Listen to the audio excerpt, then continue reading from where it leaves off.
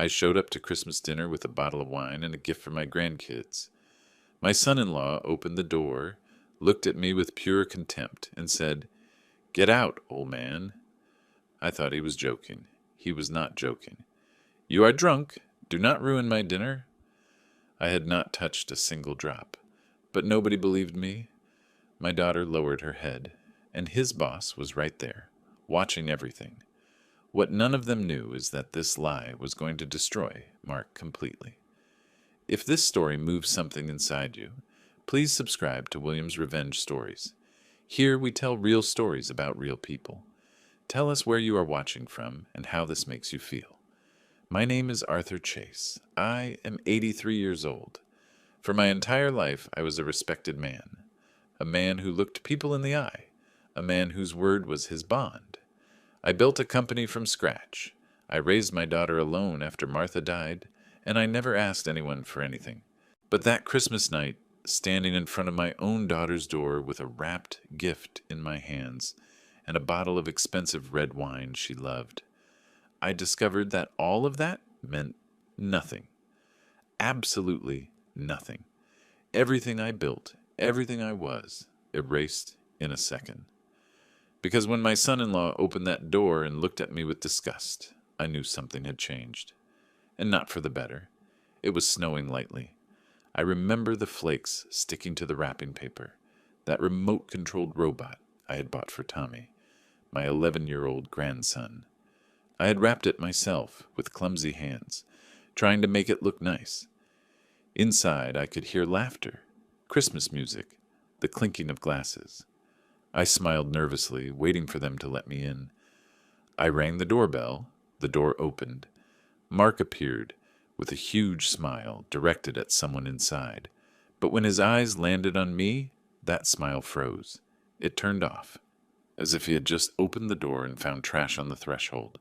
"What are you doing here?" he said to me. It was not a question. It was an accusation. I tried to laugh. I thought he was kidding. "It is Christmas, son. I came to have dinner with the family," I told him, lifting the bottle. My voice sounded cheerful, innocent, unaware of what was coming. He did not move. He literally put his body across the entrance, like a guard. "No, not today." I blinked, confused. "What do you mean, no?" "Connie told me to come at 8. It is 8:05. He looked at me with something I could not identify at first. Now I know it was pure contempt. The kind of look you give to someone you have already decided is worth nothing. "You are drunk," he said, just like that, as if saying, "It is raining." My heart stopped. "What? I have not had a drink." And that was when he raised his voice. "It is always the same. You arrive drunk and make a scene." I could not believe it. I stood there with the snow falling on my head, looking at him as if he had spoken in another language. The world stopped. The noise inside, the laughter, everything became distant. "Mark, I did not." But he had already turned around. "Connie!" he shouted toward the inside. My daughter appeared, my Connie, the little girl I raised, who I carried in my arms when she had a fever, who hugged me every time she missed her mom. She appeared behind him, in a red dress I did not recognize, her hair up. And when I reached my arm out to her, when I opened my mouth to ask her to tell this man the truth, she lowered her eyes. That simple gesture, that look looking away, hurts more than 1,000 words. She did not look at me. She averted her gaze as if I were a stranger, as if she was ashamed of me. Mark kept talking, louder now, making sure everyone inside heard. "Look at how you are, disheveled, smelling like booze." That was not true. I had showered, I had shaved carefully, using that cream Connie gave me last year. I had put on the light blue shirt she chose herself for my birthday. I combed my hair in front of the mirror 3 times before leaving. I even put on cologne, the same one I used when Martha was alive, but he was lying. And the worst part is that I could not prove it. How do you prove you do not smell like booze? How do you defend your dignity when someone decides to destroy it with a lie? I felt naked, exposed, humiliated. Then Mark turned back toward the inside of the house and shouted, "Simon, sorry about this," and my blood froze. Simon Underwood, Mark's boss, a respected businessman, a man I had known for more than 30 years, since before Mark even existed in our lives. A man who had been in my office, who had shaken my hand, who respected me. Simon appeared at the door in a dark suit, a glass of wine in his hand. He looked at me, I looked at him, and in that moment I felt a shame so deep I wanted to disappear. Not because I had done something wrong, but because I was being accused of something horrible in front of someone who knew me, in front of someone whose opinion mattered to me. "Is this gentleman okay?" Simon asked, frowning. Mark did not let me speak. He cut me off before I could open my mouth. He walked up to Simon, took him by the arm with familiarity, and led him a few steps to the side, as if I were a rabid dog one needed protection from. But I was still there, 6 feet away. I could hear every word. "He is my father-in-law," Mark said, lowering his voice, but not that much. "He has problems with alcohol. When he gets like this, he seems normal, but then he starts trouble." Simon looked at me again, now with something resembling pity. That pity, that look of sorrow, was worse than the insult. "He does not seem drunk," he said, doubtful. And then Mark did something brilliant, something calculated. He leaned closer to Simon and whispered, but loud enough for me to hear, "I know him, boss. He knows how to hide it. But if he comes in, it is going to be a disaster, and you are here. I cannot allow it." I tried to defend myself. I raised my voice, desperate. "I'm not drunk, Simon. Please. Ask Connie. Ask." My voice sounded shrill, desperate, like that of a begging man. But Mark had already put his hand back on Simon's shoulder, guiding him back inside. "Excuse me, boss. I will get rid of him." Simon hesitated. I saw him hesitate. For a second I thought he was going to say something that he was going to ask, but he did not do it. He nodded slightly and went in. And with him went my last chance of someone believing me, and the door closed almost completely. Only a crack remained. Mark looked at me through it. His eyes were shining, not with anger, but with satisfaction. "Get out," he told me, "before I call the police." And he closed the door, just like that. I stayed there standing, with the bottle of wine in one hand and the gift in the other. The snowflakes had accumulated on the wrapping paper, soaking it. The robot. The damn robot Tommy had asked me for, that I searched for in 3 stores until I found it. Inside, someone asked who it was, and Mark's voice answered loud, clear, so everyone could hear. "Nobody. A drunk." There was an awkward silence, and then the voice of Aunt Rebecca, Martha's sister, who must have been near the window. "Drunk? That was Arthur." Mark's answer was fast. "Yes, Auntie, my father-in-law. Unfortunately, he has that problem." And that was when I understood it. This was not improvised. He had planned this. And then the voice of Florence, Connie's younger sister, full of doubt. "Arthur? Drunk? I never saw him drink too much." Mark, impatient now, almost annoyed. "Why do you not know him like I do?" I went down the steps slowly. 1, 2, 3. My legs moved on their own, as if they belonged to someone else. The snow crunched under my shoes. My hands were shaking, not from cold, from rage, from shame, from something that had no name. I thought about Martha, my wife dead for 6 years, and I thought, if you were alive, Martha, you would have felt shame of Mark, of Connie, of what our family became. I walked the 4 blocks to my apartment. I did not take a cab. I did not call anyone. I got home. I opened the fridge. I took out a can of tuna, the only thing there was, the only thing I had for Christmas night. I opened it with the old can opener Martha used. I sat in front of the turned-off TV, and I ate that can of tuna directly with a plastic fork. That was my Christmas dinner. I did not cry. Not yet. But something inside me broke that night. Something I did not know could break. Something I had spent 83 years building. My dignity. My place in the world. My family. Because it is one thing to lose someone to death. It is another thing to lose someone because they chose not to see you. Because they looked you in the eye and lowered their head. Mark had called me a drunk, and nobody came out to defend me. My daughter saw me standing there, humiliated, and said nothing. Inside, someone doubted. Aunt Rebecca, Florence. But it was not enough. Their voices got lost in the noise of the party, and I got lost in the snow. That night, I discovered that one can be invisible, even while being there, standing, breathing, holding a gift. And when you become invisible to your own daughter, that is when you know you lost everything. I woke up the next day with the phone ringing. It was 9 in the morning. I had slept maybe 2 hours, and they were 2 hours of nightmares. Every time I closed my eyes, I saw the door closing in my face. I saw Connie's eyes looking away. I answered without looking who it was. "Hello?" My voice sounded broken, as if someone had punched my throat. It was Florence, Connie's sister. "Uncle Arthur," she said, and her tone already scared me, that tone of someone who has to ask something uncomfortable. "Is it true you arrived drunk yesterday?" I felt like they stabbed something into my chest. "What?" "Mark said that.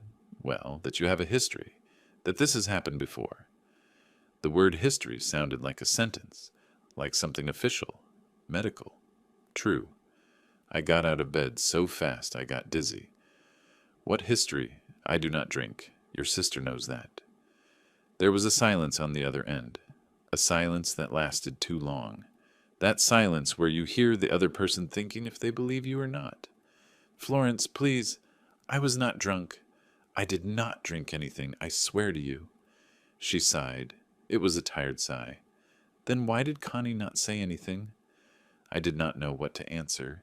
I stayed there, standing in my old apartment, with the phone glued to my ear, without words, without air, without arguments, because I had no answer.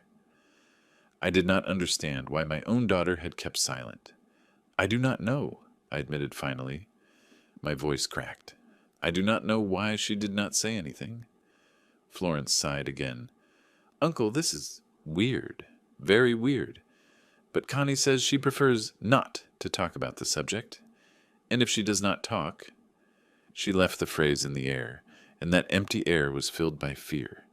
She hung up shortly after. I stayed with the phone in my hand, feeling the world moving under my feet. I went out to buy bread. I needed to do something normal, something every day, as if I could pretend everything was fine, as if I could go back to being me. I went to the usual bakery, Mrs. Patterson's, a lady of about 60 who had known me for 20. She always greeted me with a smile. "Mr. Chase, how are you this morning?" But that day when I walked in, she was attending another customer and barely lifted her eyes. She did not greet me, not even a gesture, nothing. I waited for my turn. When I reached the counter, I asked for 2 rolls. She put them in a bag without looking at me. $2, she said dryly. I gave her the money. "Is something wrong, Mrs. Patterson?" She finally looked at me, and in her eyes I saw something I had never seen before, distrust. "You have to take care of yourself, Mr. Chase. The booze is treacherous." As if she was giving me advice, as if I were a sick man. My blood froze.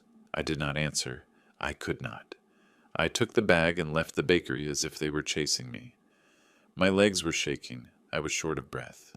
Mark had already spoken. He had already spread his lie. And people believed him. Why would they not believe him? He was young, successful, the perfect son-in-law. I was just an old man who had no way to prove his innocence.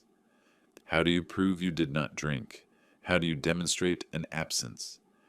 I walked the 2 blocks to my house without seeing anything. The bread got cold in my hands. When I arrived, I threw it in the trash. I could not eat it. My throat had closed up. I sat on the armchair, and I waited. I did not know what I was waiting for, but I could not do anything else. Just wait. The phone rang again. It was Aunt Rebecca, Martha's sister, 70 years old. A woman of strong character who never kept anything to herself. The only person in the world who still spoke like Martha spoke. "Arthur," she said without prior greetings, "I saw you last night.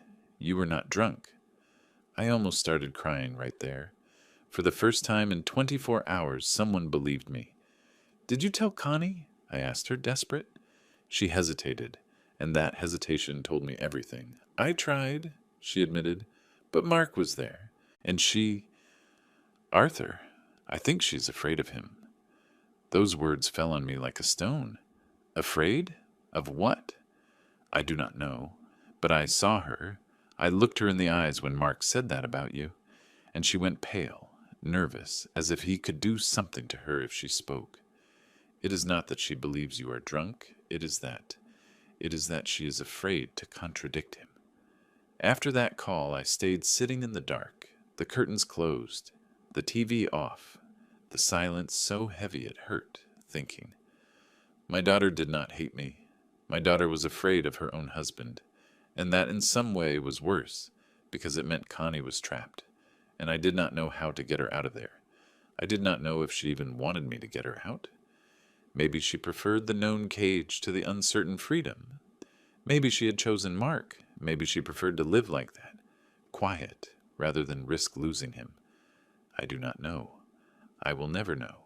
But in that moment, sitting in my old armchair with the sun going down outside, I felt more alone than ever. More alone than the night Martha died, because at least then I had Connie. Now I had no one. Leo, Connie's cousin, called me that afternoon. Leo is a direct guy. He works transporting merchandise. He does not mince words. He is one of those who say things as they are, even if they hurt. Uncle, I have to tell you something. His voice sounded tense. There is a family group chat. Everyone is in there, except you because you do not have one of those cell phones. I knew about that group. Connie had mentioned it to me once. And Mark wrote something. He said it was a difficult moment, but that he is looking for help for his father-in-law. Florence asked if it was true, and Connie paused, a long, painful pause. Connie replied. She said, I prefer not to talk about that. I squeezed the phone so hard my knuckles hurt. And the others? What did the others say? Most of them believed Mark, Uncle. Leo kept talking, but I was not listening well anymore. His words mixed with the buzzing in my ears, with the noise of my heart breaking. Arthur, if your daughter does not defend you, people are going to believe him. That is how it works. People always believe the easiest version, and the easiest version is that an 83-year-old man has problems with booze. He hung up shortly after. He offered to come visit me. I told him no, that I was fine. I lied. I was not fine at all. I stayed looking at the landline phone in my hand, that old phone with a cord, the kind almost nobody uses anymore. And I thought, I am invisible. I became invisible. Not because I did not exist, but because nobody wanted to see me. Because it was easier to believe the lie than to defend the truth. I gathered courage and called Connie. I dialed the number I knew by memory. The number I dialed 1,000 times when she was little and came home late from school. It rang 3 times. 4, 5. I thought she was not going to answer, but she answered. Hello? Her voice sounded tired. Connie, it is me. Silence. A silence that told me everything. Dad, I cannot talk right now. Please, I just need you to listen to me. Yesterday I was not... Dad, stop, she yelled at me. My daughter yelled at me, and then I heard a voice in the background. Mark's voice. Who is it? And Connie quieter. Nobody. My dad. Nobody. He called me nobody. And him. Hang up. And she hung up. Just like that. Without saying goodbye. Without giving me a chance to explain. I stayed there, with the tone of the cut line ringing in my ear, and something inside me broke a little more. That night I did not eat dinner. I stayed sitting on the couch, looking at the wall, counting the cracks, counting the hours left until dawn, thinking about everything that had happened in just one day. 24 hours before I was walking toward my daughter's house with a gift in my hands.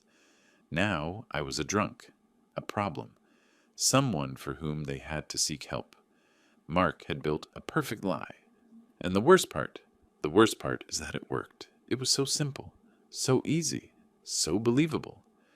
Because Connie did not defend me, and if my own daughter did not defend me, who would? Aunt Rebecca believed me? Florence doubted. Leo was on my side, but they were not enough. They were not Connie. They were not my daughter. And without her, I had no way to prove my innocence. I got up from the couch when it was already midnight.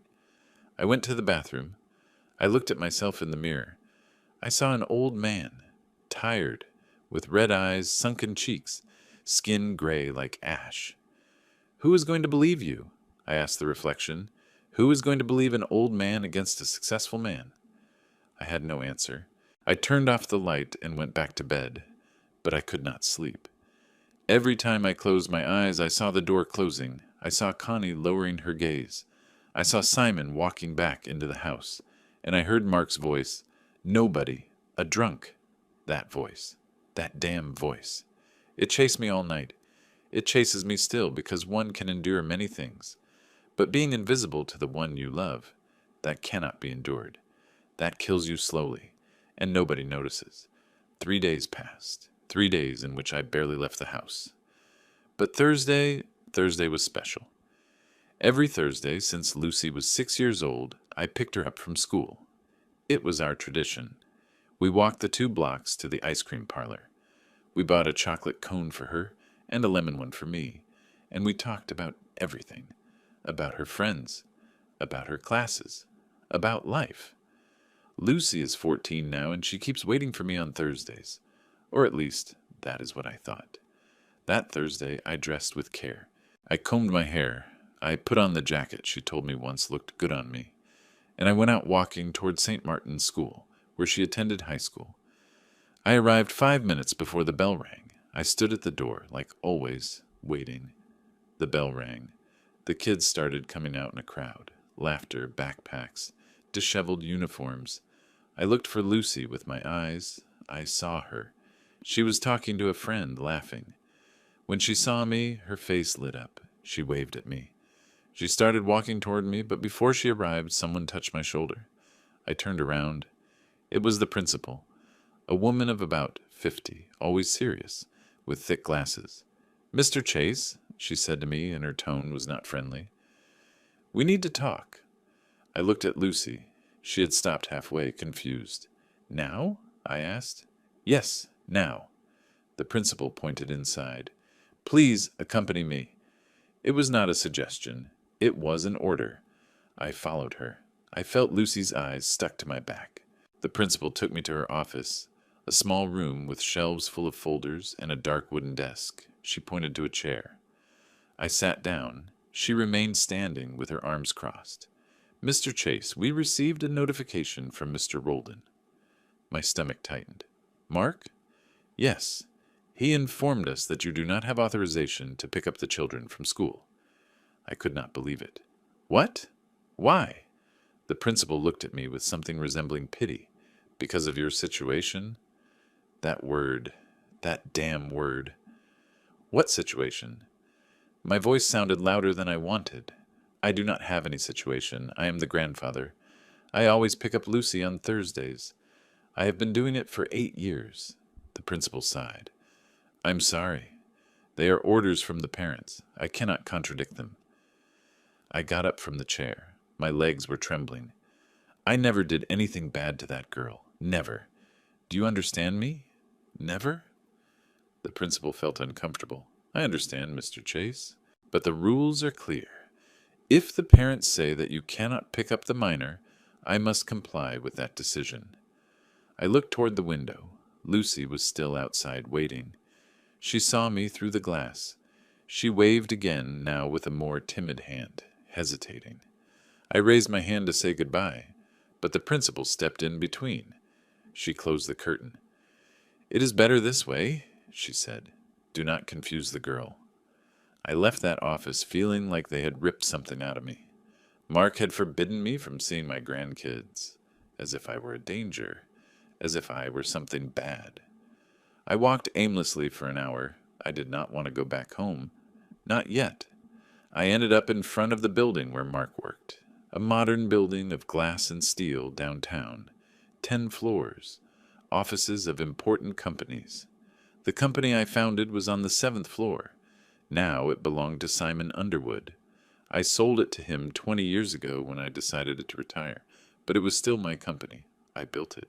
I placed every brick, every contract, every client. And now they were treating me like an intruder. I took a deep breath. I entered the building. The air conditioning hit me in the face. At the reception was Charlie. Everyone called him Charlie. A man of about 55, with a gray mustache, always friendly. "Good afternoon, Charlie," I said to him. He looked up from the computer and recognized me. "Mr. Chase, how are you?" "I need to go up to the 7th floor, speak with Mr. Underwood." Charlie frowned. "Do you have an appointment?" "No, but it is urgent." He typed something on the computer. He stayed still, looking at the screen. Then he looked at me, and in his eyes I saw something that froze my blood. Discomfort. "Mr. Chase, what is your full name?" "Arthur Chase." "Charlie, you have known me for—" "I know, Mr. Chase, but I need to check." He went back to typing. The screen glowed. His expression changed. "Sir, you are on the restriction list." The world stopped. "What list?" My voice sounded hollow. "Mr. Roldan asked that we not let you go up." I could not process what I was hearing. "Charlie, I founded that company. Me. Before Mark was born, I was up there building something from scratch. And now— Are you telling me I cannot go up?" Charlie lowered his gaze. "I'm sorry, Mr. Chase. They are orders. If your name is on the list, I cannot let you pass." I held on to the counter. I felt like my legs would not hold me. "Please, I just need 5 minutes. 5 minutes with Simon. He will see me, I assure you." Charlie hesitated. I saw him hesitate, and for a second I thought he was going to help me. He picked up the phone. He dialed a number. "Hello, yes. Reception speaking. Mr. Arthur Chase is here. He says he needs to speak with Mr. Underwood." Silence. "Yes, I understand. Thank you." He hung up. He looked at me. "Mr. Underwood is in a meeting. He cannot see you." He did not even try asking him. He did not even send the call up. Someone else decided for Simon. Probably Mark. He did not even— I could not finish the sentence. Charlie shook his head. "I'm sorry, Mr. Chase, truly." I left that building like a ghost. My legs carried me, but I did not feel the ground. People passed by my side, talking on the phone, laughing, living their lives, and I was becoming nothing. Mark was erasing me, first from the Christmas dinner, then from my grandkids' lives, now from my own company, from the places where I had been someone, where I had meant something. He was erasing me as if I had never existed, as if my entire life was worth nothing. That afternoon, Leo called me again. "Uncle, I need you to sit down." His voice sounded tense. I was already sitting in my armchair, looking at the wall. "What happened?" "Mark wrote another thing in the family group. He said your mental health is fragile, that you are obsessed with the family, that you tried to enter Lucy's school and they had to kick you out." I felt nauseous. "That is not true. I went to pick her up like always, and the principal—" "I know, Uncle, I know, but he is building a story, and people— People believe him?" He paused. "Florence is fighting with him. She told him he is crossing the line, but Connie says nothing. Not a word. Leo sent me screenshots by text message to my old phone. I looked at them. There it was, Mark's lie, written for everyone to see. On Sunday I went to Mass. I had not gone for years, but I needed, I do not know, comfort, answers. The church was full. I sat in the last pew. Father Edward gave the homily. He spoke about forgiveness, about letting go. When Mass ended, I approached him. "Father, can I speak with you?" He looked at me with surprise. "Arthur, I have not seen you for a long time." I followed him to the sacristy. I told him everything, from the closed door to the school to the building. He listened to me in silence with his hands joined. When I finished, he sighed. "Sometimes families go through crises, Arthur. Maybe it is better to give space. Let things calm down." I looked at him in disbelief. "Space? Father, they are accusing me of things I did not do. They are— I know, but insisting can make things worse. Pray, have faith. God will put everything in its place." I left that church without looking back. Not even the father believed me, not even him. I walked the 6 blocks to my house. The air was cold, the sky gray. I passed by the ice cream parlor where I always went with Lucy. It was closed. A sign said, "Back in 10 minutes." I stayed there standing, looking at the foggy glass, remembering Thursdays, the chocolate cones, my granddaughter's laughter. And I asked myself, how did I get here?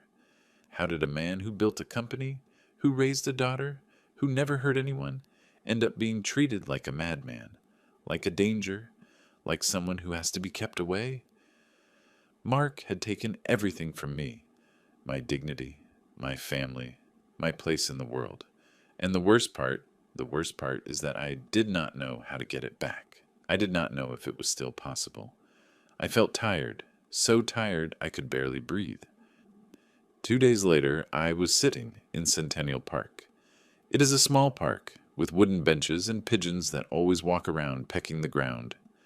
I used to take Tommy there on Saturdays. I taught him to feed the pigeons without scaring them. You had to put the seeds in the palm of your hand and stay still, very still. The pigeons approached little by little, suspicious, until finally they pecked. Tommy laughed every time.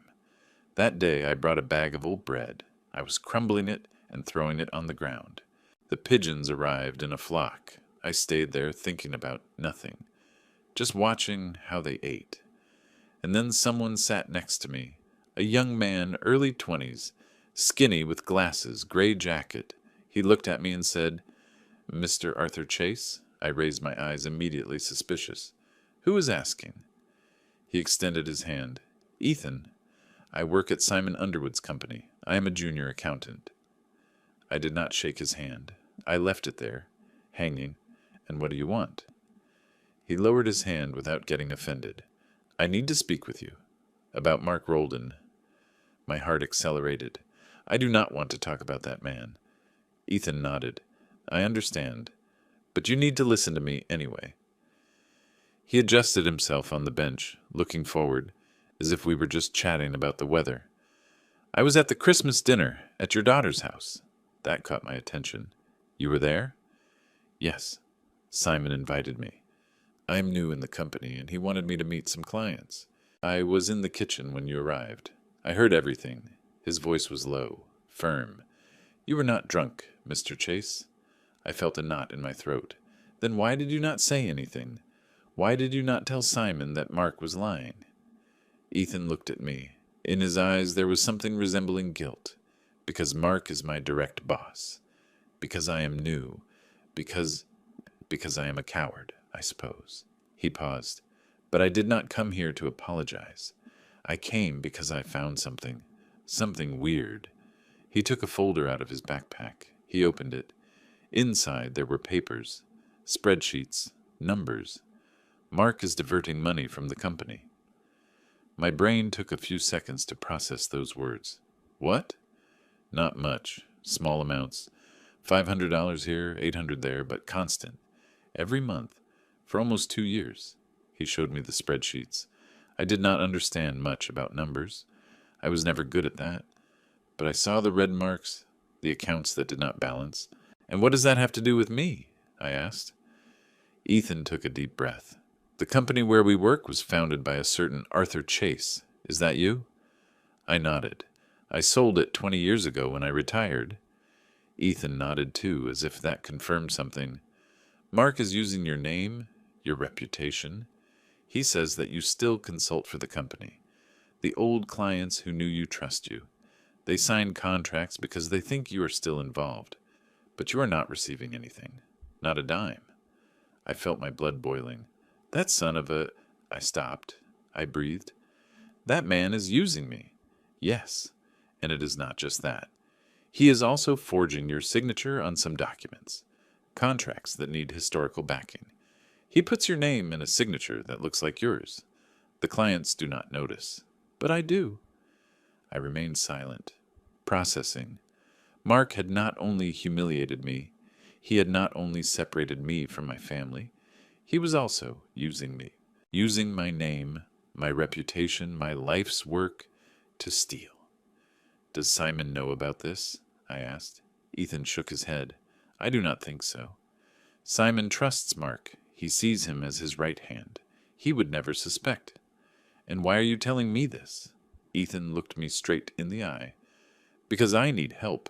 If I report this alone, Mark is going to say I am lying, that I am making things up to make him look bad. But if you help me, if we gather evidence, we can sink him. I hesitated. I just want my family back. I do not care about the money. I do not care about the company. I just want my daughter to look at me again. Ethan nodded. I understand. But do you not see? As long as he has power over your daughter, you are never going to have that.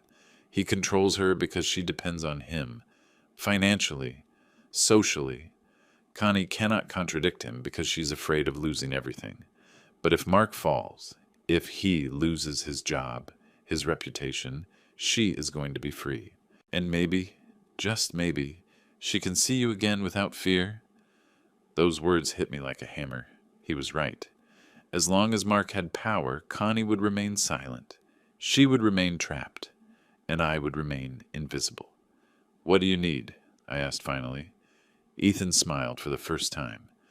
Copies of old contracts, documents with your real signature, anything that proves Mark is forging, and your testimony. My testimony? Yes, you have to be willing to speak, to tell the truth. If you are listening to this and you ever felt invisible, leave me a comment. Tell me where you are watching me from. Sometimes just knowing that someone is there, listening, gives me strength to keep going. I told Ethan yes, that I was going to help him. Not because I wanted revenge. It was not that. It was because for the first time in weeks, I felt I could do something, that I was not completely helpless. Ethan gave me his phone number. Call me when you have the documents. And, Mr. Chase, be careful. Mark is more dangerous than he seems. We got up from the bench. The pigeons dispersed. He walked away to one side, I to the other. But I did not feel the same anymore. There was something different inside me, a spark, small, fragile. But it was there. I got home and started searching. I had old boxes in the attic. Boxes full of papers from when I ran the company, invoices, contracts, letters. I climbed the ladder, trembling. I had not gone up there in years. I brought down 3 boxes, opened them on the living room floor. The dust made me sneeze. Inside there was everything, old photos of inaugurations, newspaper clippings when the company won an award, and contracts, many contracts, with my signature, clear, firm, the signature of a man who knew what he was doing. I compared it mentally with the signatures Ethan had shown me on the spreadsheets, Mark's imitating me. They were similar, but not equal. A trained eye would distinguish them. I gathered everything that could be useful. I put it in a brown folder and hid it under the mattress. That night I could not sleep. I stayed looking at the ceiling, thinking. Was I doing the right thing? Or was I getting into something that was going to destroy me even more? Mark had already taken everything from me. What if I tried to fight and lost again? What if he found out I was gathering evidence against him? Would he do something worse to me? But then I thought about Connie, how she lowered her gaze, how she hung up the phone when Mark ordered her to. And I thought, she is a prisoner. My daughter is a prisoner in her own house. And if I do not do something, nobody is going to do it. I got out of bed. I went to the window. I looked at the empty street, the streetlights illuminating nothing, and I told myself, Arthur, you are going to fight, not because you think you are going to win, but because it is the right thing. The next day, Ethan called me. Did you get something? Yes, I have contracts, with my real signature. Perfect. Can you bring them to a cafe? I need to compare them with the documents I have. We agreed to meet at a discreet cafe, far from downtown, a place where nobody knew us. I got dressed, took the folder, and went out. The cafe was small, with wooden tables and a smell of fresh coffee. Ethan was already there, at a table in the back. He had his laptop open. I sat down. I passed him the papers. He reviewed them carefully, compared, took photos, wrote notes. This is gold, he said finally. With this, we can prove he forged your signature, but we need more. We need testimonies, people who can corroborate that you did not authorize any of these new contracts. Who is going to testify? I asked. Nobody believes me. Everyone thinks I am crazy. Ethan closed the laptop. Not everyone. There are people who know you, who know who you are. Ben Osborne, for example, your old partner. Is he still alive? I nodded. Yes, he is about 68. We have not spoken in a long time, but yes, he is alive. Look for him. Tell him what is happening. If he testifies that you are not involved in the company for 20 years, that you never gave permission to use your name, that reinforces everything. I stood thinking. Ben. I had not seen him for 15 years. We fought over nonsense when I sold the company. We stopped talking. Was he going to help me now? I did not know. But I had to try. That kid was right. As long as Mark had power, Connie would remain silent, and I would remain invisible. It was time to stop being invisible. It was time to fight. I spent 3 days meeting with Ethan in that cafe in the back. He showed me documents, emails, bank statements. I told him stories about the company, how I founded it, the old clients who must still remember me. Between the two of us, we built a complete picture. Mark had used my name on at least 15 contracts in the last 2 years. 15 times he had pretended to be me. He had written emails pretending to be my representative. He had collected money that never reached the company's coffers. And the worst part, he had forged my signature on legal documents. We had the proof. We had it all. Ethan told me, with this we sink him. But I felt something growing inside me. It was not revenge. It was simpler than that. It was a need. A need for someone, even just one person, to believe me. And that person had to be Mark. I had to force him to admit the truth. I'm going to confront him, I told Ethan. He put the coffee cup on the table, alarmed. What? No, Mr. Chase. If he knows we know, he is going to destroy everything. He is going to erase evidence. He is going to... I want him to tell me the truth to my face. I interrupted him. I want to hear him admit what he did. Then we can go to Simon, but first I need this. Ethan looked at me for a long time. Then he nodded, resigned. Okay, but do not go alone. Take me, or someone. I shook my head. It has to be just the two of us, him and me.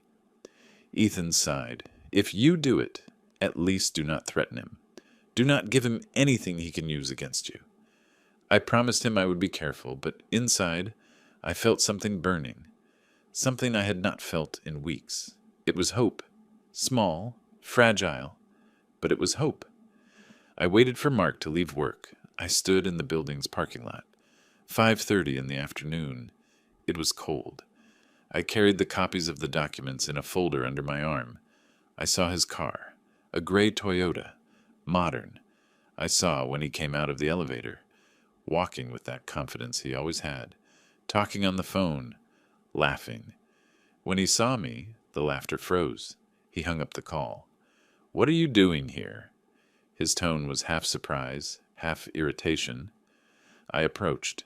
We need to talk. He looked around. The parking lot was almost empty. Only 2 other cars. Nobody nearby. I have nothing to talk about with you. He started walking toward his car. I followed him. Mark, please, just give me 5 minutes. He opened the car door, put the briefcase inside, turned around. Now what, old man? Are you going to cry? Ask for forgiveness? I opened the folder. I showed him the papers. I know what you are doing, using my name, stealing from the company. I saw how his face changed. The smile died. His eyes narrowed. What are you talking about? About this.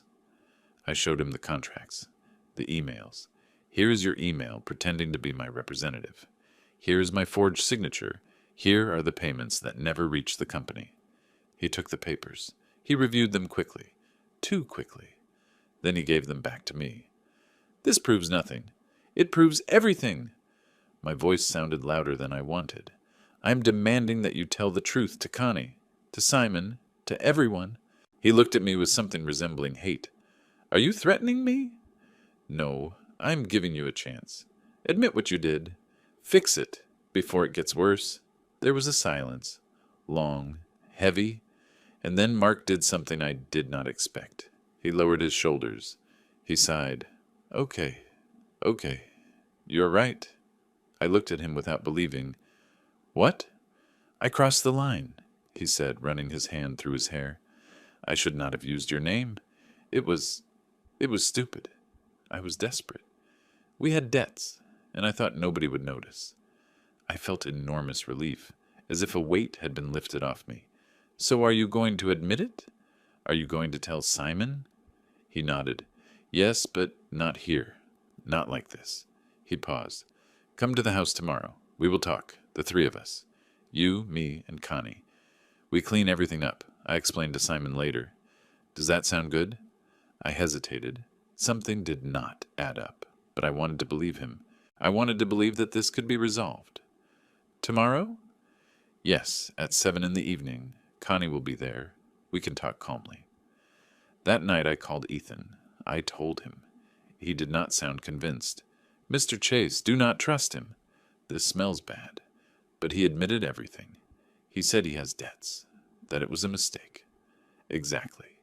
He admitted it very fast. Too fast. People like Mark do not give up just like that. Ethan sighed. "If you go tomorrow, take witnesses, or at least record everything with your phone." I did not have one of those phones, only my old phone. "I will be fine," I told him. "Connie is going to be there. He is not going to do anything weird in front of her." Ethan did not insist any more, but before hanging up he said, "Take care, Mr. Chase, please." I hung up feeling a mix of hope and fear, but hope was stronger. For the first time in weeks, I felt things could be fixed. That tomorrow, maybe, my daughter would look at me again. That Mark would admit his mistake. That everything would go back to normal. I arrived at the house the next day at 7 sharp. I rang the doorbell. Connie opened the door, and the first thing I saw was that she was crying. Red, swollen eyes. "Why, Dad!" Her voice sounded broken. "Why?" I did not understand. "Connie, what happened?" She shook her head. "Come in." She let me pass. The house was silent. The lights off. Only the dining room light on. Mark was there, standing with his phone in his hand, smiling. That smile I already knew. That smile that disgusted me. "Hello, father-in-law." I approached slowly. "You said we were going to talk, the three of us." "Yes, we are going to talk." He raised the phone. "But first, I want you to see this." He pressed play, and on the screen I appeared in the parking lot, shouting, "I am demanding that you tell the truth to Connie, to Simon, to everyone." But it was cut, edited. The beginning was not seen. The papers were not seen. Only I was seen shouting, threatening. "What is this?" My voice came out trembling. Mark turned off the phone. "It is your threat from yesterday. Recorded, edited, ready to send to the police." I felt the floor moving. "I did not threaten you. I showed you proof. Nobody's going to see that proof, old man. They are only going to see this. A crazy old man shouting at me in a parking lot, threatening me." I turned toward Connie. "Connie, I did not," but she stepped back. "Dad, stop. Please, stop. I did not do anything wrong. He is lying to me." Mark approached. "No, father-in-law. The one who is lying is you. And now I have proof." He showed the phone again. "I'm going to send this to the police. And to Simon. Let's see who believes you now. A drunk, obsessed old man threatening his son-in-law." Connie started crying harder. "Dad, stop chasing us. Stop." I tried to get close to her. "Connie, listen to me. Just listen to me." But Mark stepped in between. "Do not get close to her." His voice was cold, hard. "Connie, tell him." She looked at me, and in her eyes I saw something that destroyed me. It was not hate. It was fear, but fear of me. "Mark showed me your calls, your attempts to enter the school, the messages with Leo talking about us. Dad, you are obsessed." I could not believe what I was hearing. "I'm not obsessed. I just want you to listen to me, to know the truth." Mark spoke again. The truth is that I already spoke with a lawyer. If you come near this house again, near my wife, near my children, I will put you in jail for harassment. Do you understand? His finger pointing at me. I will put you in jail. I left that house without saying anything else. I went down the steps slowly. My legs barely held me. I walked. I do not know how much. I do not know where. I ended up in the park, the same one where I had met Ethan. I sat on the same bench, and I stayed there, watching how the sky darkened, how the streetlights turned on, how people passed, living their lives. And I was dead. Not physically, but inside I was dead. My cell phone rang. It was Ethan. Mr. Chase, how did it go? I could not speak. My voice would not come out. Mr. Chase, are you there? Finally, I managed to say something. I lost. He won. My daughter hates me. Ethan tried to say something, but I hung up. I turned off the phone, and I stayed there, until the cold soaked my bones, until the dew wet my clothes. I had no strength left. I had nothing. I went back home past midnight. I opened the door. I entered. I did not turn on the lights. I sat on the armchair in the dark, thinking about how Mark had deceived me. He had set a perfect trap for me. He had made me believe he was going to admit everything, and I, like an idiot, had fallen. Now he had an edited video that made me look like a violent madman. He had Connie convinced that I was the problem. He had all the power, and I had nothing. Nothing except the truth. And the truth, I discovered that night, it is worth nothing if nobody wants to hear it. Mark had aggravated me. He turned my desperation into a crime. My daughter called me obsessed. And the worst of all is that she believed it. She really believed it. I closed my eyes, and for the first time in my life, I wished not to wake up.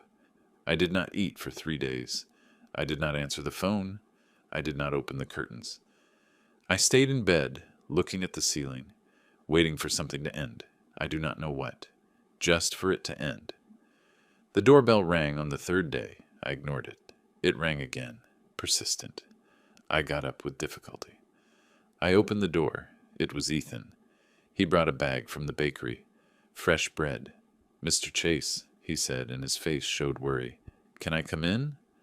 I said nothing. I just stepped aside. He entered. He looked at the house. The mess, the dirty dishes, the closed curtains.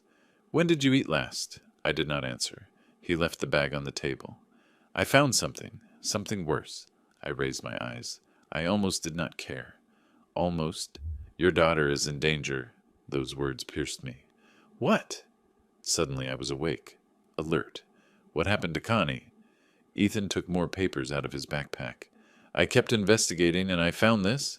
He showed me documents, credits, loans, all with Connie's signature as guarantor.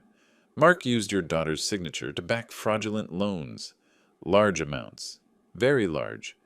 $200,000. $300,000. If the banks discover that those loans were used to divert funds, she goes to prison. I felt my blood boiling. Does Connie know? Ethan shook his head. I do not think so. I spoke with a friend who works at a bank. He told me that these papers are usually signed as part of mortgage credit procedures. Mark probably told her they were for the house, but they were for something else. I looked at the documents. There it was. My daughter's signature. Clear. Innocent. Without knowing she was being used. That bastard not only destroyed me, I said, feeling something I had not felt in days. Rage. Pure rage. He is destroying my daughter. Ethan nodded. And the worst part is, she has no idea. She thinks she is safe, that Mark takes care of her. But the truth is, he is using her as a shield. If everything goes wrong, she is the one who is going to pay. I got up from the armchair. My legs were trembling, but I held myself up. I have to tell her. I have to warn her. Ethan stopped me. Mr. Chase, she is not going to believe you.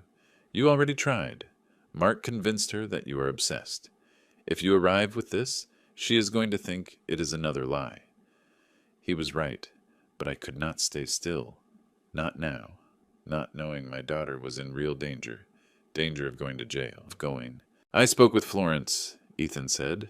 That surprised me. With Connie's sister? Yes.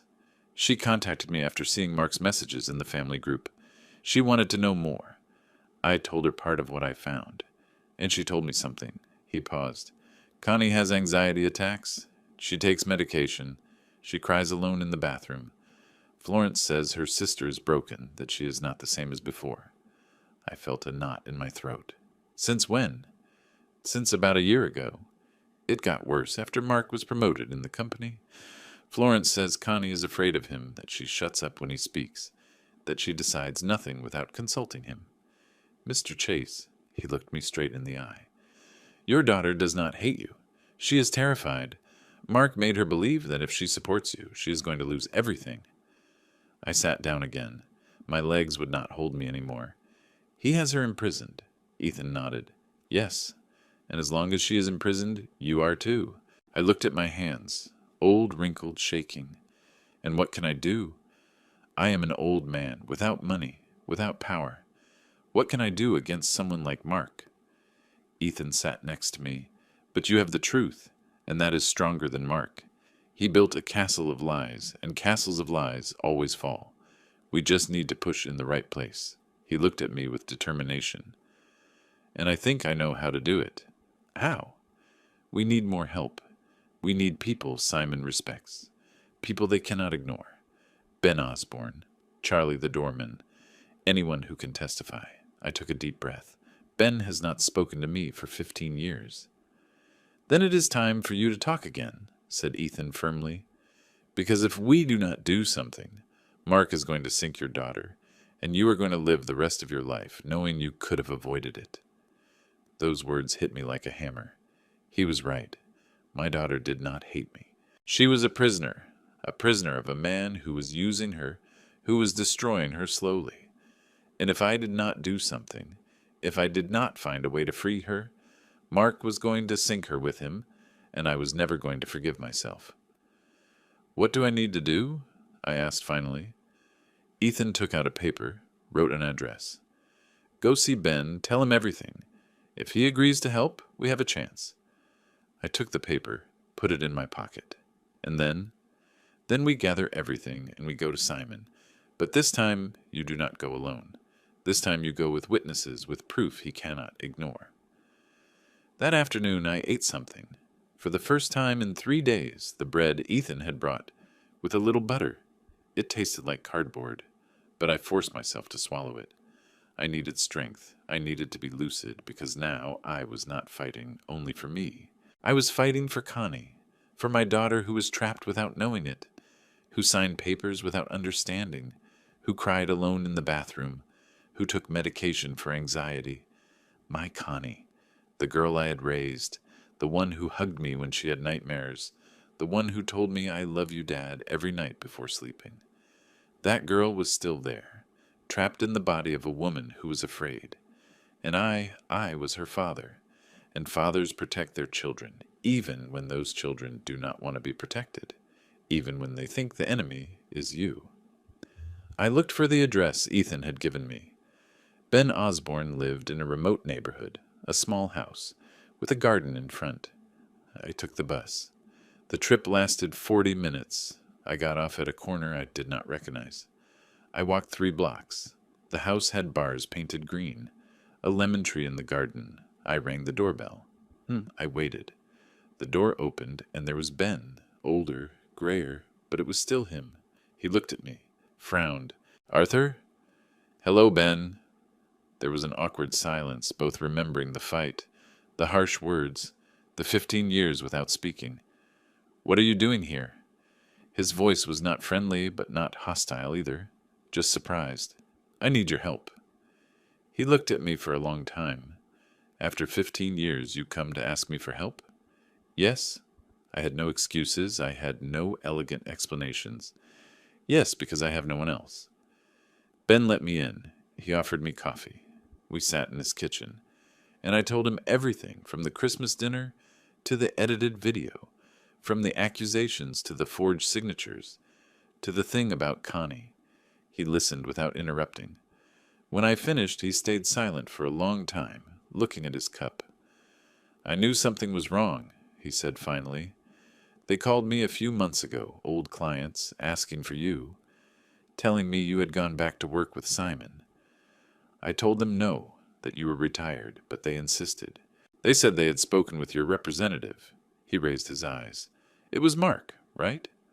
I nodded. He used my name, my reputation, to scam the company and the clients. Ben clenched his jaw. That son of a... He did not finish the sentence. He took a deep breath. What do you need? I need you to testify, to tell Simon that I did not authorize any of this, that I have not worked in the company for 20 years, that my signature on those documents is fake. Ben nodded slowly. I can do that. I felt enormous relief. Really? Yes, but not just for you. He looked at me seriously. For Connie. I have known her since she was little. I watched her grow, and if that bastard is using her, then we have to stop him. He got up. He went to a closet, took out a box. I also kept old documents, contracts we signed together, company records from when it was ours. If Simon needs proof that you are not involved, here it is. He opened the box. Inside were folders, yellowed papers, photos from when the company was young, when we were young. Ben? My voice cracked. Thank you. I left Ben's house with the box under my arm. It was 6 in the afternoon. The sun was setting. Orange, red, beautiful. And for the first time in weeks, I felt something resembling hope. It was not just me against Mark. Now we were 2. Ethan, Ben, and maybe more. Charlie the doorman, Florence. People who knew the truth, people who were willing to speak. I took the bus back. I sat by the window, and I thought about Connie. My daughter did not hate me. She was a prisoner. And that changed everything. Because now I was not fighting to recover my dignity. I was fighting to save my daughter. And a father is capable of anything to save his daughter. Anything. Even facing the monster that has her trapped. Even if that meant risking the little I had left. Because she was my daughter, and I was her father. And fathers do not give up. Never. I arrived home that night with Ben's box of documents under my arm. I left it on the table. I sat down. I looked at those old papers, yellowish, full of dust. And suddenly all the weight of the last weeks fell on me like an avalanche. What was I doing? Did I really believe that some old papers were going to change anything? Mark had power. He had Simon on his side. He had Connie convinced that I was the enemy. And me? I was an 83-year-old man looking at ghosts of the past in a dusty box. I got up slowly, as if my legs weighed tons. I went to the bathroom. I opened the medicine cabinet. There were my blood pressure pills, the bottle full, 30 pills, maybe more. I took them in my hand. I thought, it would be so easy to end everything, with the pain, with the humiliation, with this feeling of being nobody, of not mattering to anyone. I looked at my reflection in the mirror. An old, tired, broken, defeated man returned my gaze. The phone rang. I ignored it. It rang again. And again. I left the pills on the sink. I went to the living room. I answered. Hello? My voice sounded dead. Mr. Chase, it is Ethan. Did you manage to speak with Ben? Yes. And? He's going to help me. There was a pause. Why do you sound like that? I did not answer. Ethan insisted. Mr. Chase, are you okay? I cannot do it, Ethan. The words came out on their own. I am old. I am tired. Every time I try something, he destroys me. And now my daughter is worse. Maybe it is better if I disappear. I heard his breathing on the other end. Do not say that, please. It is the truth. Mark won. There is nothing I can do. Ethan tried to argue, but I cut him off. Thanks for everything, kid, but there is no point in continuing. I hung up. I turned off the phone. I went back to the bathroom. The pills were still there, waiting for me. I took the bottle, opened it, counted the pills. 32. How many would be enough? 20? All of them? I thought about Martha, how she looked when she died, calm, at peace. I wanted that peace too. I was so tired of fighting, so tired of being invisible, of my own daughter looking at me with fear. Martha, I whispered to the empty air, I do not know what to do. I do not know any more. I closed my eyes. I held the bottle tightly, but something stopped me. I do not know what. Maybe cowardice. Maybe a last glimmer of hope. I left the bottle again on the sink. I left the bathroom. I sat on the armchair, and I stayed there, in the dark, without turning on lights, without eating, without doing anything, just waiting, waiting for something to end, or for something to start. I did not know. They knocked on the door, hard, insistent. Arthur, open up! It was a woman's voice. Aunt Rebecca. I did not move. She kept pounding. I know you are there. Open this door right now. Finally, I got up. Dragging my feet, I opened. Rebecca entered without waiting for an invitation. She turned on the light, looked me up and down. You look terrible. I did not answer. She closed the door, stood in front of me. Her eyes, though old, burned with fury. Are you going to let that bastard win? I lowered my head. He already won, Rebecca. She grabbed my arm, with more strength than I expected from a 70-year-old woman. Connie called me last night. I raised my eyes. What? She called me, crying. She could not stop crying. She asked about you. She told me. Is what Dad says true? I felt something move inside me. She doubted. Rebecca nodded, her eyes filled with tears. She is starting to see who Mark is. But she is afraid? Very afraid. She told me. Auntie, I think I made a mistake. I think Dad was right. But if I admit it, what is going to happen to me, to my children? My throat closed up. What did you tell her? I told her that her father loves her, that he always loved her, that everything he did was to protect her, and that she is not alone. Rebecca let go of my arm. She sat on the armchair. She looked tired, old.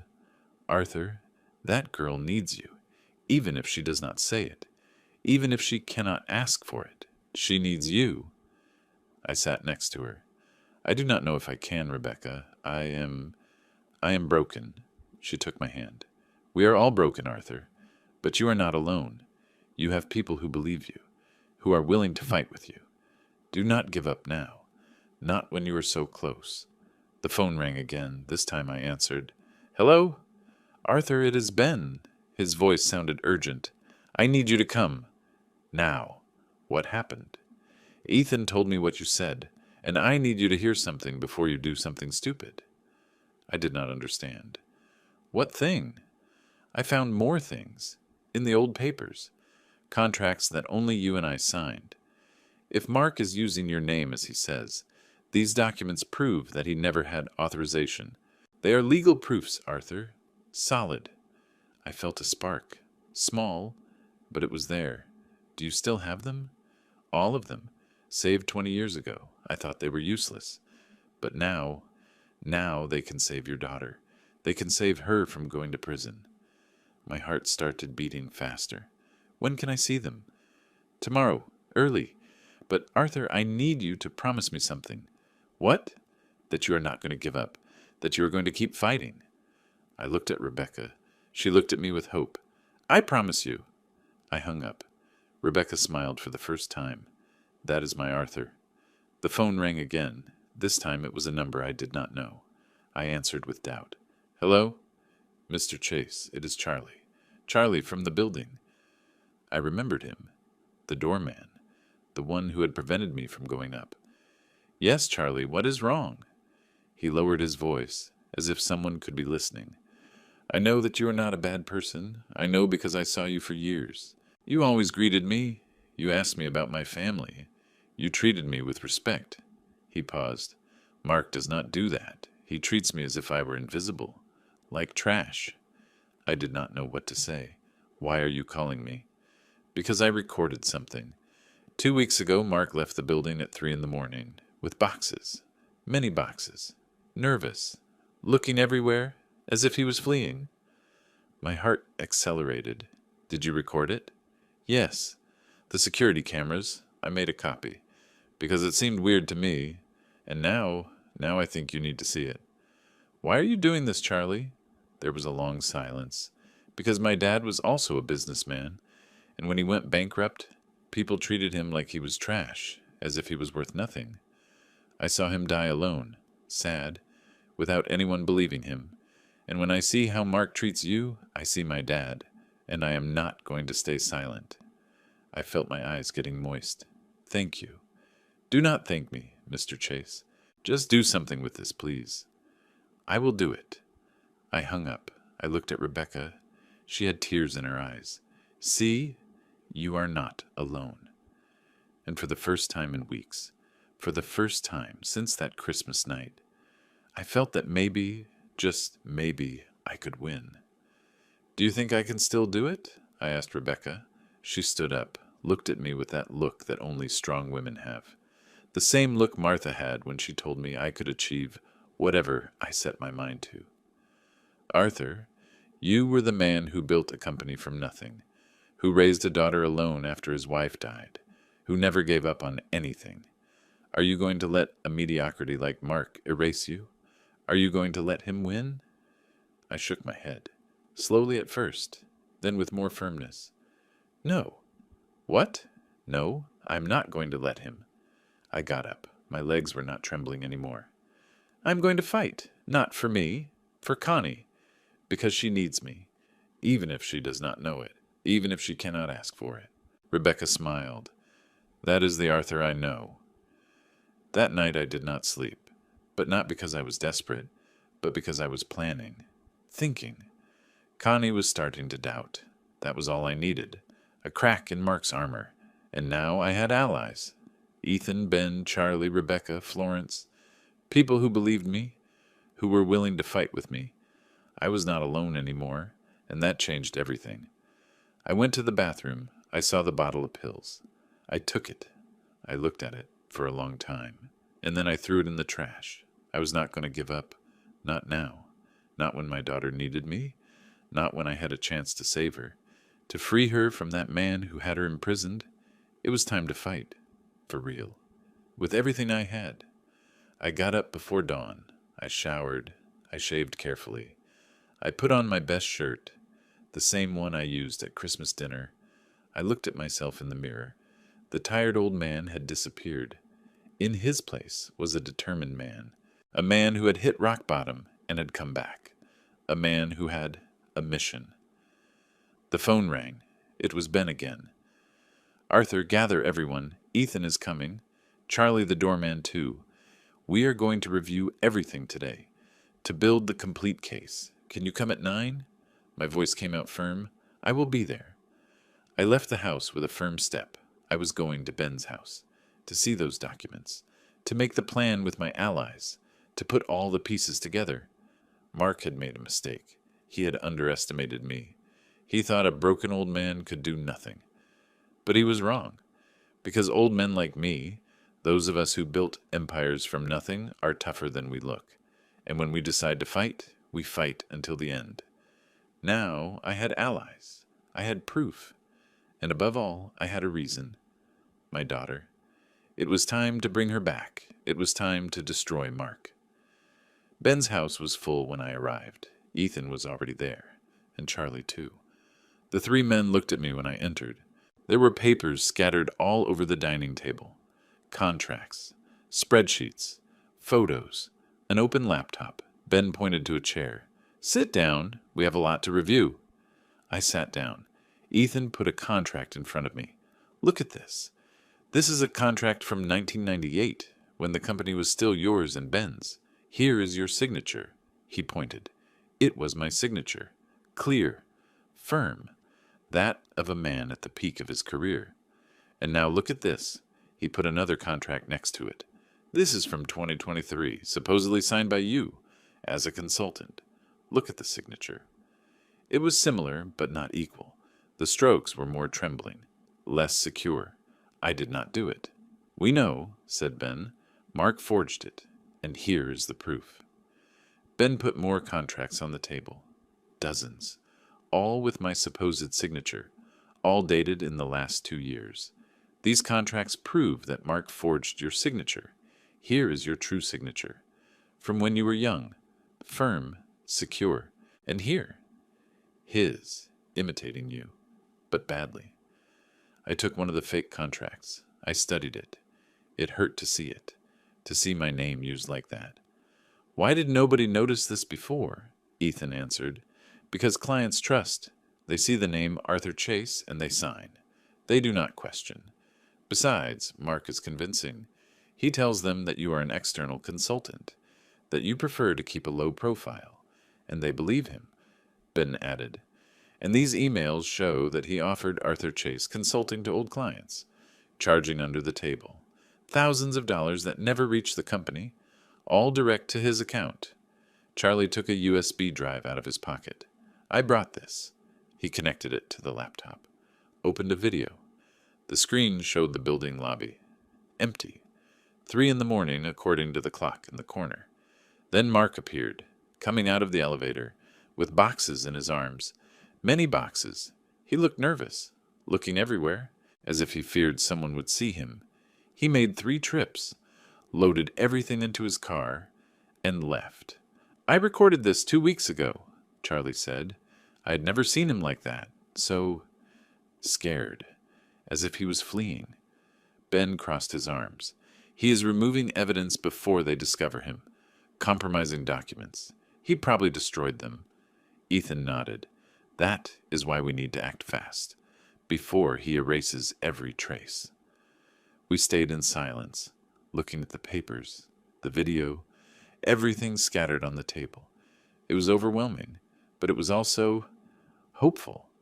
For the first time, we had everything. Concrete proof, testimonies, video. Simon Underwood, I said finally. We need him to see all this. Ethan hesitated. Mr. Chase, Mark already lied to him about you. He made you look like an obsessed drunk. If you go with this, he is not going to believe you. He is going to think it is revenge. He was right. Simon had seen me at the door that Christmas night. He had seen me being accused. His opinion of me was already contaminated. Then it cannot be me? The 3 looked at me. What if the person who brings the proof is not me? I looked at Ben. You are a businessman, respected. Simon has known you for decades. If you talk to him, he is going to listen. Ben nodded slowly. I can try, but I need Ethan to come with me.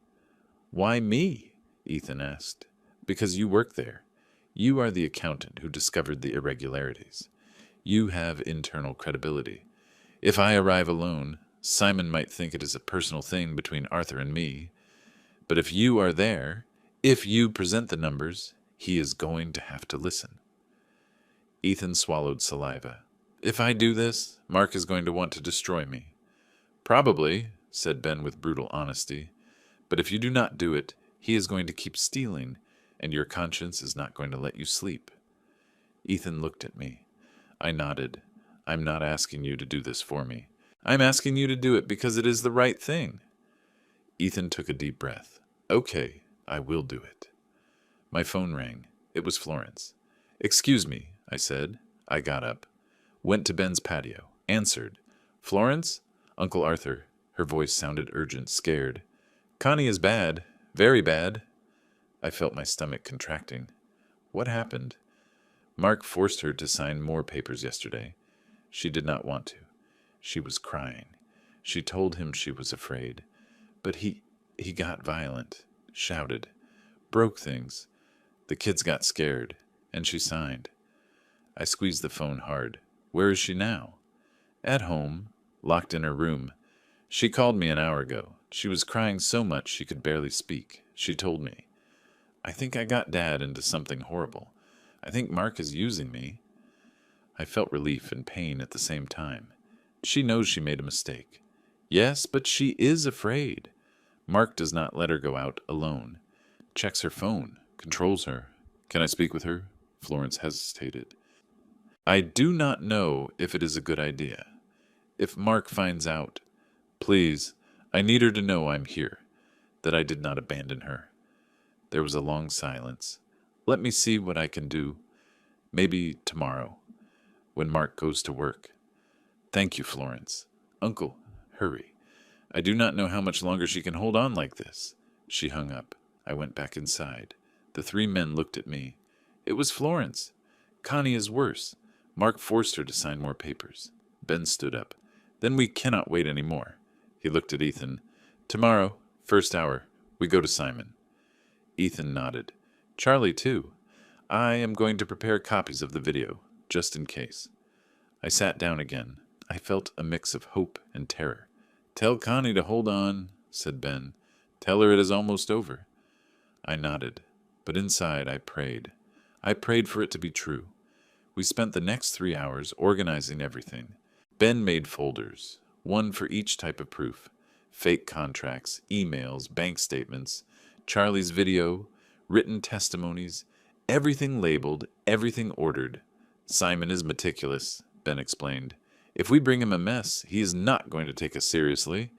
But if we show him this, professional, organized, with solid evidence, he is not going to be able to ignore it. Ethan reviewed the numbers once more. The accounts do not balance. There are more than $500,000 that entered the company, but never reached the coffers, and all those movements have Mark's signature. Charlie watched everything in silence. Finally he spoke. My dad always said the truth always comes to light. Sooner or later, he raised his eyes. I hope he was right. When we finished, it was already night. Ben offered us coffee. We sat in his kitchen, the four of us, tired but determined. Tomorrow at 9, said Ben. Ethan and I go to Simon's office, without warning. If we warn, Mark is going to find out. And if Simon is not there, asked Ethan, he will be there. Tuesdays he always arrives early. It is his day to review finances. Ben looked at me. You cannot come, Arthur. I'm sorry. I know. It was painful. Knowing that my destiny, my daughter's destiny, was going to be decided without me being present. But I understood why. My presence would only complicate things. But as soon as we leave, I call you, promised Ben. I tell you everything. I nodded. I trust you. And it was true. For the first time in 15 years, I trusted my old partner again. That night, I went back home. Rebecca had stayed. She had made me soup. Eat, she ordered. I obeyed. The soup was hot, comforting. How did it go? I told her everything. She listened in silence. When I finished, she nodded. It is going to work. How are you so sure? Because it is the truth, and the truth always wins in the end. I wished I had her faith. I only felt fear. Fear that Simon would not believe. Fear that Mark would find a way to escape. Fear that all this was in vain. You have to rest, said Rebecca. Tomorrow is going to be a long day. She was right. I went to bed. But I could not sleep. I stayed looking at the ceiling, thinking about Connie, about Ben entering Simon's office, about Mark discovering that everything was crumbling, everything was ready, but I could not be there. I had to trust that the truth was enough. I got up before dawn. I dressed. I made coffee. Rebecca woke up too. Nervous? Terrified, she smiled. That is good. It means you care. At 8:30, the phone rang. It was Ben. We are leaving. We are on our way. Good luck. We do not need luck, he said with a confidence I did not feel. We have the truth. He hung up. I sat on the armchair. Rebecca sat next to me, took my hand, and we waited. I do not know how much time passed. Maybe an hour, maybe 2. The phone rang every now and then, but it was not Ben. It was Leo. It was Florence.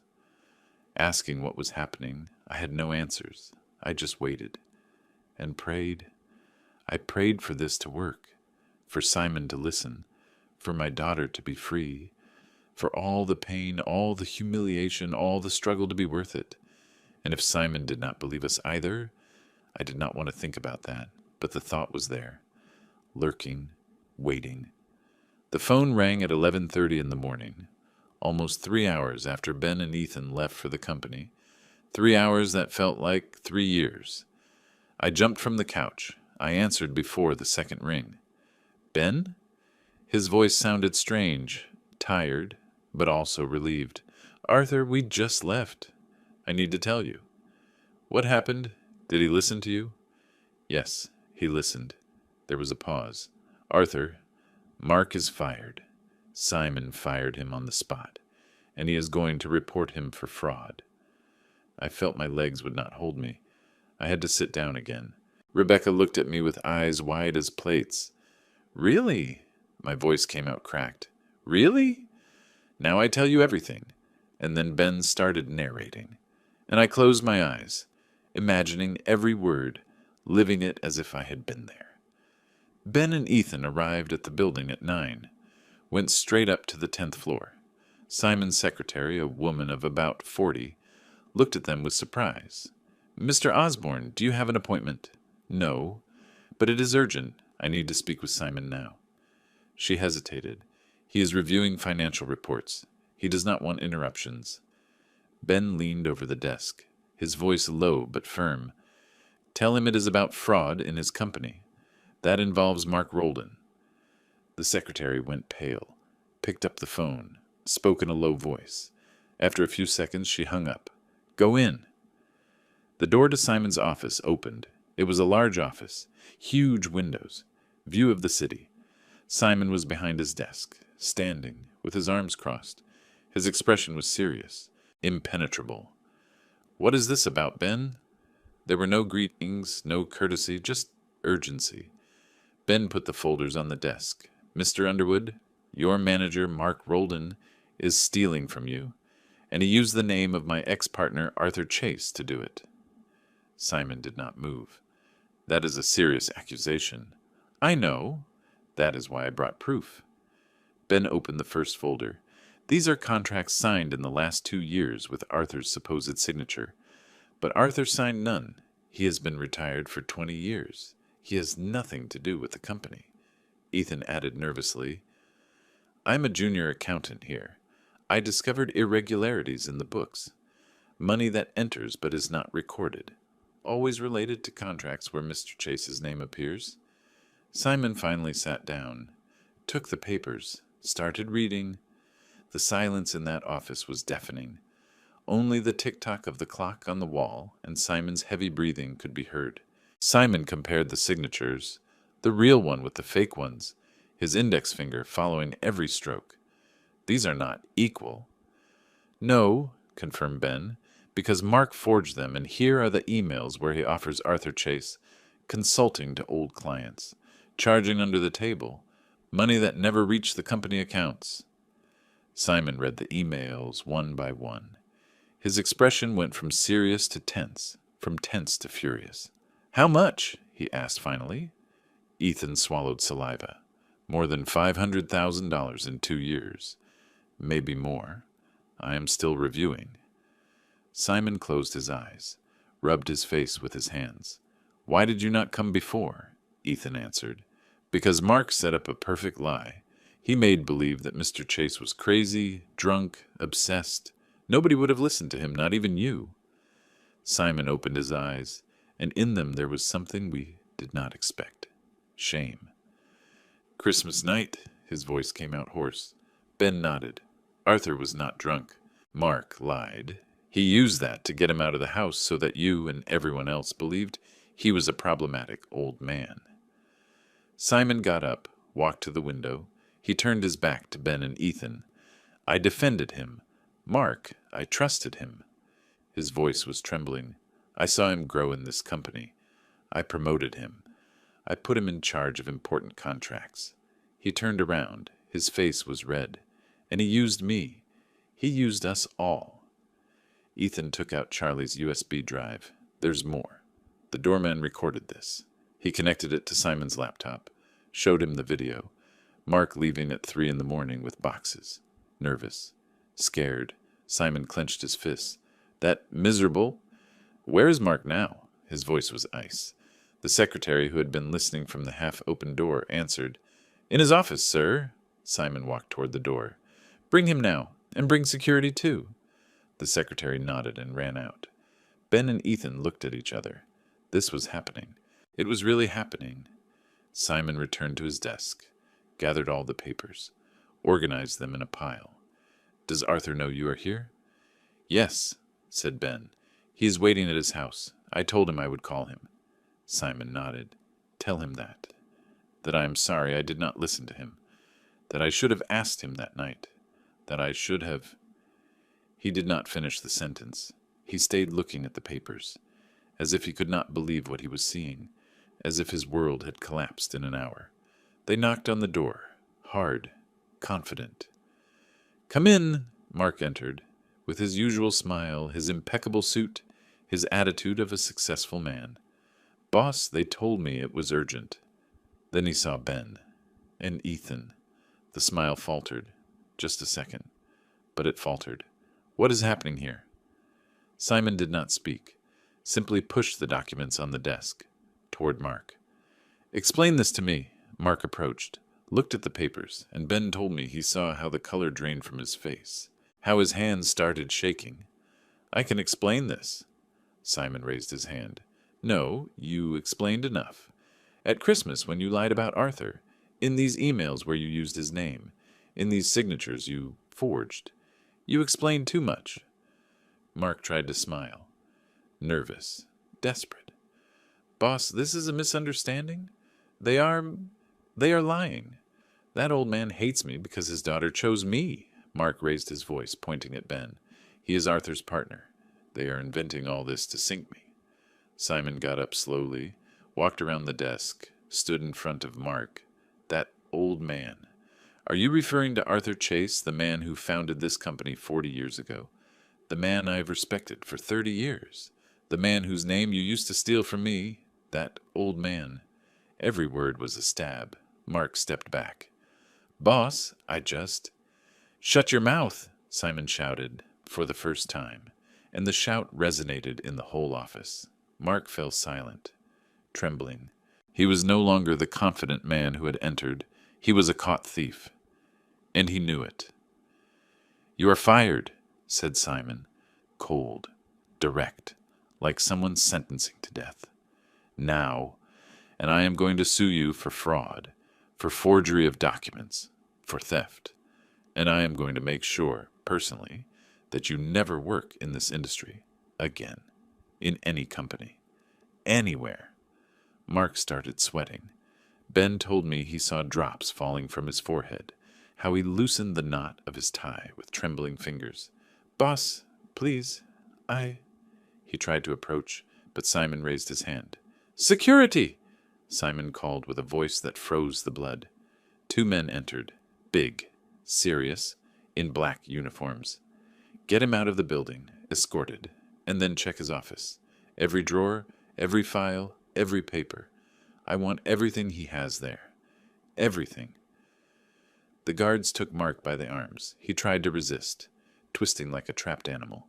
You cannot do this. I have rights. I'm going to call my lawyer. Simon crossed his arms, motionless like a statue.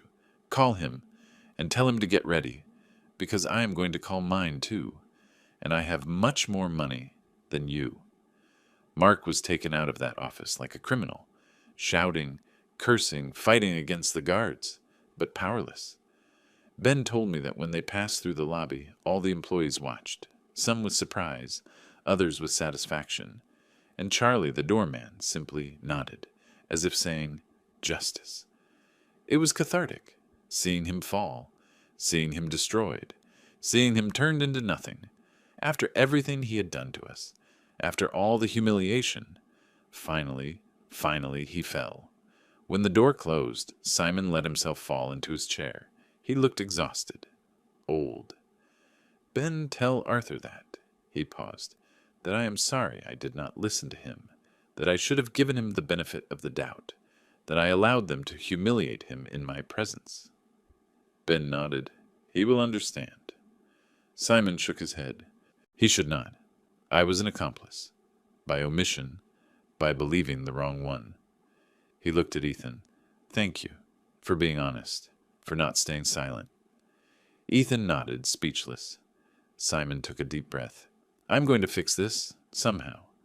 I'm going to fix it. And with that, Ben and Ethan left, went down to the lobby, and Ben called me. He told me everything. Mark left, escorted like a criminal. he told me. He is finished, Arthur. Completely finished. I hung up the phone. Rebecca hugged me, and for the first time in months I cried, but not from sadness, from relief. But the relief lasted little, because I realized something. Mark had fallen, but the hardest part was missing, the most painful part. Connie, my daughter, still knew nothing. She was still locked in that house, believing her husband was innocent, believing I was the problem. How was she going to react when she found out? Would she believe me? Or would she think I had orchestrated everything to destroy her marriage? I did not know, and that terrified me more than anything else, because I could beat Mark. But if I lost Connie forever, then none of this would have been worth it. Florence called that afternoon. Uncle, is it true? Mark was fired. Yes. Connie does not know yet. She is at home with the kids, waiting for him. I took a deep breath. Can I see her? Not yet. Let me talk to her first. Prepare her. Okay. But it was not okay. Nothing was okay. Until my daughter knew the truth, until she looked at me again without fear. 3 days passed. 3 days in which I knew nothing about Connie. Florence called me every afternoon. She told me. She is bad. Very bad. Mark told her they fired him because of you, that you put together a whole plan to destroy him. She does not know who to believe. I just listened, waiting. Simon called me the second day. Arthur, we found more things. Hidden documents in his office. Contracts where your daughter figures as guarantor of fraudulent credits. If this comes to light, she could face charges. I felt my heart stop. What? Mark used her. He made her sign papers telling her they were for the house, but they were to launder money. She has no idea what she signed. What can we do? I already spoke with my lawyers. We are going to demonstrate that she was a victim, that she signed under deception. But I need you to talk to her, to explain to her, before Mark convinces her to flee or to destroy evidence. The third day, Florence called me early. Uncle, Connie wants to see you. My heart accelerated. When? Today at 4. Is she coming to your house? Alone. Mark is not here. He went to a friend's place. He does not know she is going out. Does she know the truth?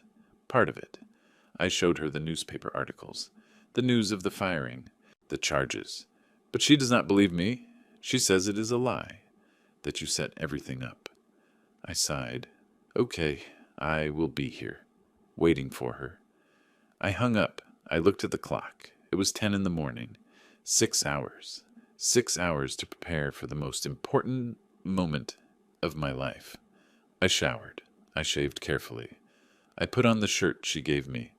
I cleaned the house, made coffee, and waited, sitting on the armchair, looking at the door. Every minute felt like an hour, every hour like an eternity. At 4:10 they rang the doorbell. I got up. My legs were trembling. I opened the door, and there she was, my Connie. But it was not the Connie I remembered. She was thin, too thin. Her cheekbones marked like knives under the skin. Dark circles so deep they looked like bruises. Hair without shine, dull as if life itself had left her. Clothes that were too big for her, hanging from her body like rags. She looked broken, destroyed, and I felt something break inside me. Because this was Mark's work. He had not only manipulated her, he had consumed her. He had emptied her. My little girl, my Connie, reduced to this ghost standing at my door. Dad, her voice came out like a whisper. Broken, scared. I did not move. I could not. If I moved, if I said something, I was going to cry, and I needed to be strong. She took a step forward, hesitating as if she expected me to slam the door in her face. Florence told me everything. I did not know. I felt rage, love, pain, compassion, fury, all at the same time, like a tornado tearing me apart inside. You knew Mark kicked me out of Christmas dinner. You knew he called me a drunk in front of everyone, and you said nothing. Her eyes were full of tears. Because I was afraid. I was afraid, she repeated. Mark told me that if I defended you, I was going to lose the house. the kids, that we were going to end up on the street, that you were dangerous, that you were obsessed. And I believed him. The tears started falling, because it was easier to believe him than to admit that I chose wrong, that I married a monster. I took a deep breath, trying to control the rage. So you chose to believe him? She nodded with her head down, ashamed. I chose to survive. There was a heavy silence, long, and I almost did not survive, Connie. My voice sounded different, harder, more broken. I almost did not make it. She covered her face with her hands. I know, and I cannot forgive myself. She sobbed heartbreakingly. I signed papers I did not understand. Mark made me sign. He told me it was for the house, for the kids, and I signed, because I trusted him. And now Florence told me I can go to prison, that those papers were for fraud, to launder money. She looked at me with desperate eyes. Dad, I did not know. I swear to you, I did not know. I nodded. I know. She blinked, surprised. Do you believe me? Yes, because I know Mark. I know how he manipulates, how he lies. He used you, Connie. How he used me. How he used Simon. Everyone. I took a step toward her. But that does not erase what happened that night.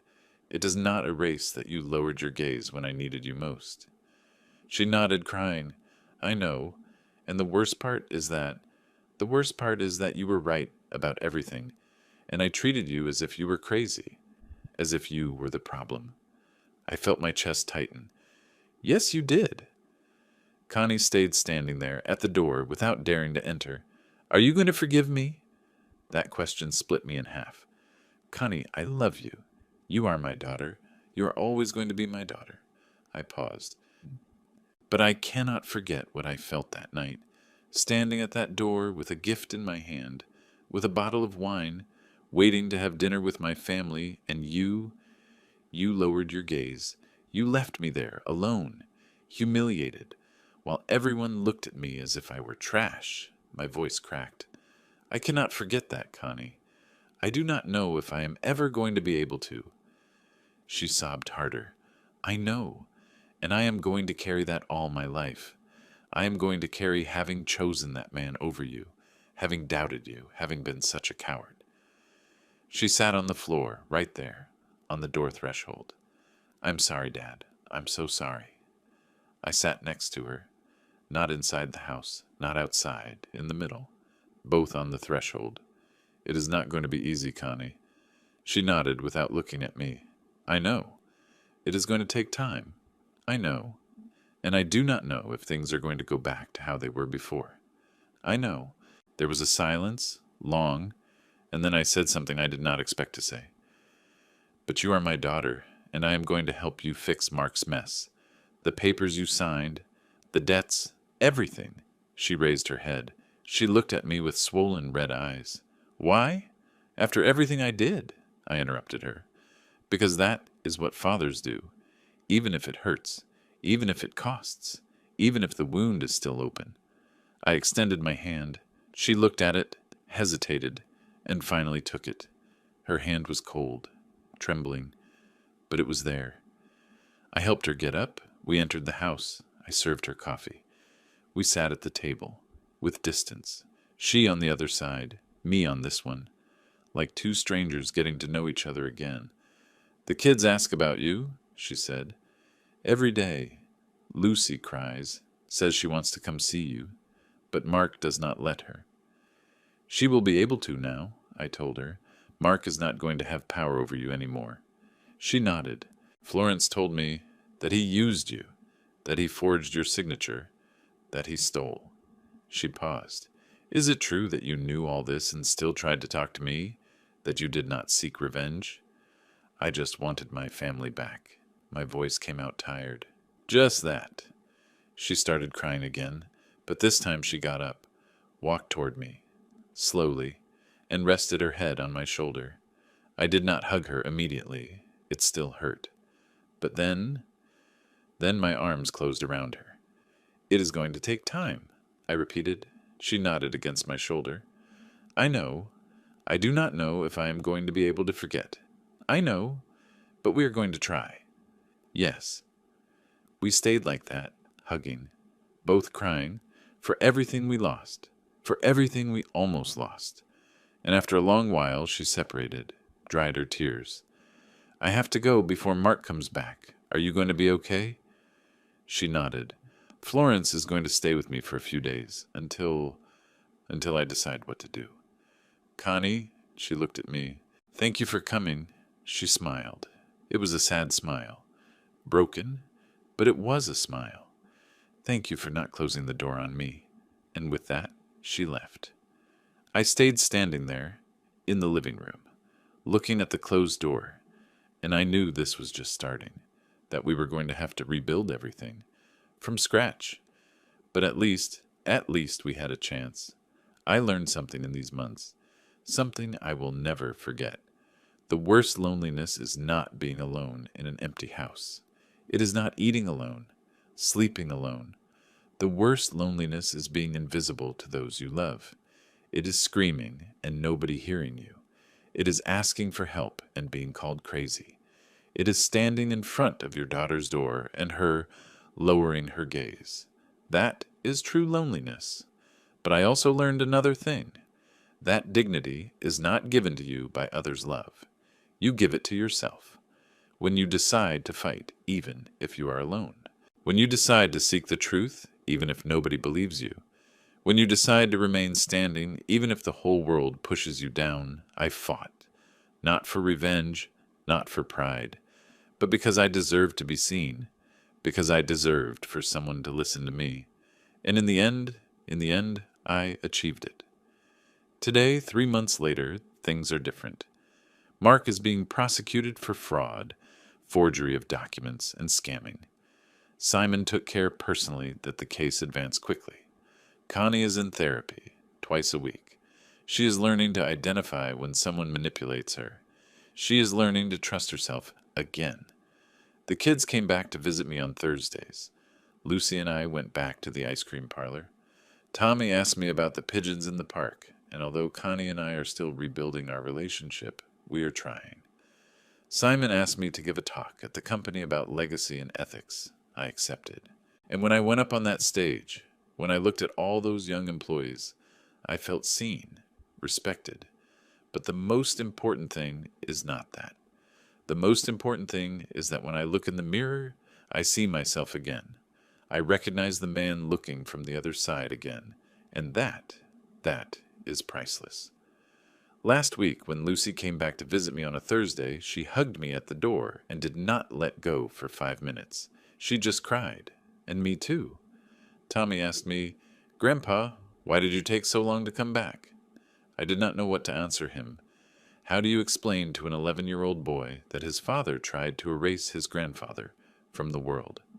I told him, "Sometimes people get lost, Tommy, but there is always a way back." He nodded and showed me a drawing he had made. It was me standing in a doorway with a gift in my hands and a girl crying inside. "I drew it when you were not coming," he told me, "because I knew you were not going to abandon us. I knew you were going to come back." I kept that drawing. I have it framed in the living room to remember that even when I believed nobody saw me, my grandkids did see me, and they waited for me. And you? Were you ever invisible to someone who claimed to love you? Did you have to fight for your own dignity? Did you feel nobody believed you, even though you were telling the truth? Tell me in the comments. I want to know I am not alone in this. If this story touched your soul, if it made you feel something, leave a like and subscribe to the channel. Every day there is a new story here. Real stories of real people who suffered, who fought, who survived. And maybe tomorrow the next story will be yours, or that of someone you know. Thank you for listening until the end. From my heart, thank you. Until the next story.